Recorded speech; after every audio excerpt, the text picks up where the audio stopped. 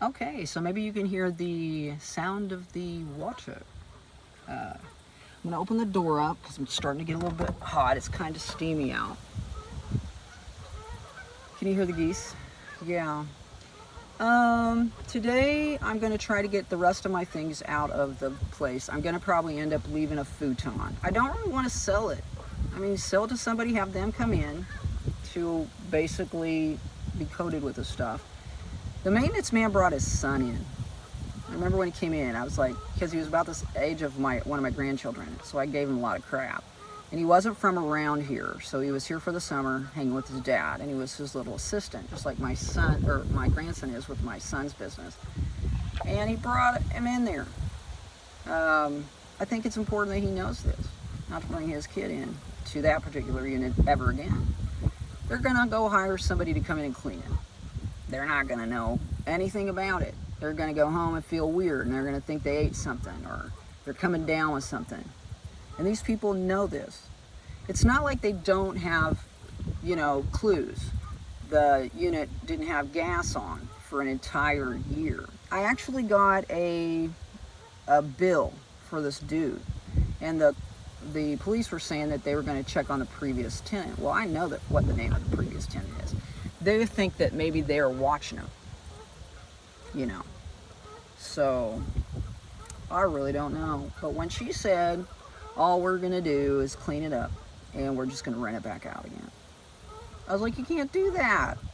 You can't do that. There's some old lady, of course I'm an old lady, but an older lady, come in and she dies in her sleep, nobody knows why. And you just let her move in there.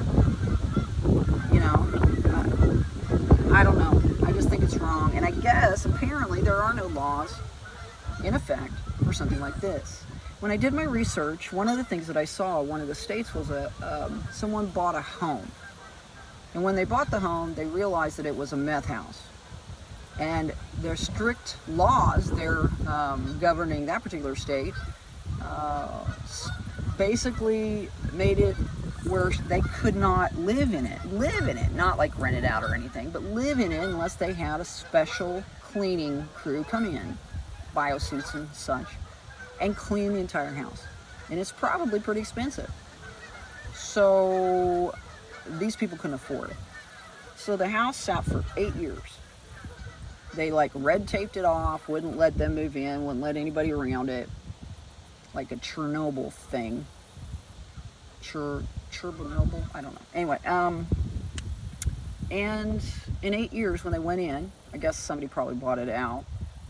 They went in and they had the money to go in and clean it. After 8 years, it still had meth, detectable, present in the house. So this is a little tiny apartment. The furnace and the water heater right in the kitchen, right next to where this big splat was in the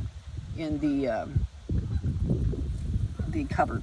The cupboard that I just cleaned 2 days ago without a mask on. I did have gloves on, but I think that probably nothing's going to happen with this. It's just one of those things. I'm so disappointed.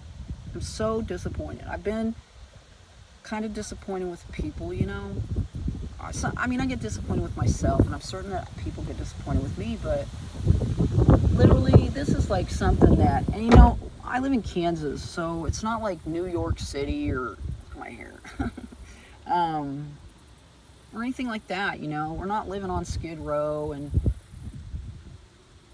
I did go to interestingly, I went and did my laundry, and then I took it right back into that place. And then went to the cop shop, and then they told me that I needed to wash all of them. I'm just like, dang it. But I went to my original laundry mat, and it was completely full. There wasn't any machine, so I went to this other place that's closer to downtown. And when I walked in the first one and started my laundry, there was a lady sitting there, and she was mumbling to herself. She had a boot on her foot, and not a cowboy boot, but one of those boots if you hurt your foot. She was wearing like a winter hat, and she had on all black, and she had like a sweater on with long sleeves. And I thought, oh my gosh, it's so hot. Because I got out and went and got in my back seat. I figured I might as well start acclimating to this temperature. So I kind of sat back there, took my shoes off, and sat in the back seat in the shade area. And went back in when I was about 13 minutes or something like that left of my wash. And then a couple of other women came in that appeared homeless as well. And I just sat there thinking, well, you're basically homeless too, Deb. And it's hotter than heck. They were going in there to use the Wi-Fi, I guess. And, but I think about whether any of those people are on meth. It's just such a disgusting thing. And apparently it's not very expensive to make because they sure did, I believe, make it there in that apartment. I've gone through a lot of things over the last, say, 10 years of my life, probably longer. And a lot of things I didn't see were justice for me. And it was very hard for me to accept that and just move on from it. But it made me stronger. And given the circumstances of the now and everything that's happened, and the fact that I may not get justice with this, I might have to eat, you know, this situation and not get my money back, and not, you know, I might have to go to a doctor and pay for it myself. I might have to get rid of every single thing that I own and replace it.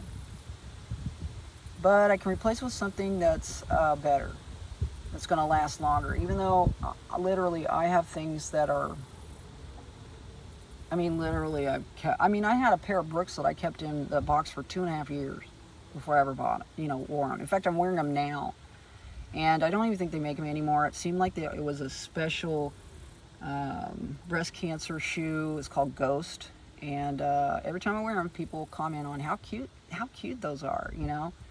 I really never looked at them, but on this sole, it does say Dick's on it. So must have been a special shoe that they made. So I'm started to wear those. I did wear my old black Brooks because I figured, but I mean, think about it. I've been walking on that floor, the sticky floor in the kitchen that I can't get, I guess, unsticky. I mopped that floor for 3 different times hard. And I even like literally used bleach, and then I mopped it. And it was okay for a little while, but then it got sticky again.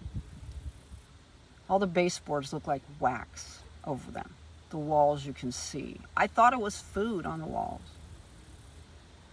So anyway, today what are we doing? Well, we're going to continue to move things into the shed and try to set that up in a way that will be conducive to not losing our minds.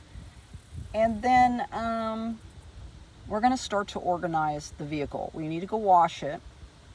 And we also need to